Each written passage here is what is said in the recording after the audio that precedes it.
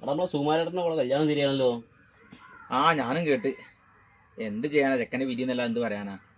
ഓളേ ബാംഗ്ലൂരൊക്കെ പോയി പഠിച്ചാണ്. ആ പിന്നെ നമ്മള് പറയേണ്ട ആവശ്യമില്ലല്ലോ ഓൾ എന്താണെന്ന്. ഇപ്പൊ ചെക്ക ഏത് നാട്ടുകാരനാ? അറിയില്ല, ഇനിയിപ്പോ അറിഞ്ഞിട്ട് വലിയ കാര്യമൊന്നുമില്ലല്ലോ. ഏട്ടാ നിങ്ങളാ എന്റെ കല്യാണം മുടക്കി? ഞാനോ?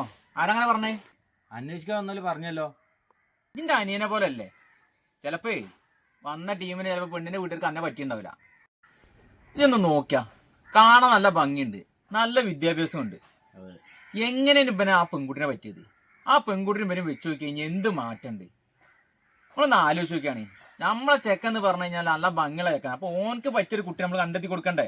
അത് വേണം തീർച്ചയായിട്ടും. പിന്നല്ലാതെ അങ്ങനെയാണെങ്കിൽ നമുക്ക് എന്ത് ചെയ്യാം, നമ്മളെ പരിചയത്തുള്ള ഏതെങ്കിലും കുട്ടിയാണെങ്കിൽ നമുക്കൊന്ന് പറഞ്ഞു കൊടുക്കാം. നമുക്ക് ഒരു ദിവസം വരെയും കൊണ്ടാണ് പോവാം. നമുക്ക് അന്വേഷിച്ച് നോക്കാം. ആ പോയി പോയി. ഓനെ നമ്മളെ ചീത്ത അറിയാൻ വന്ന് നിൽക്കാം. ഓന്റെ കല്യാണം മുടക്കൽ ഇന്നത്തോടെ നിർത്തണം എന്ന് വിചാരിച്ചെന്നേ. ഇനി ഓന്റെ ഒരു കല്യാണം നടത്താൻ നമ്മളോട് സമ്മതിക്കില്ല.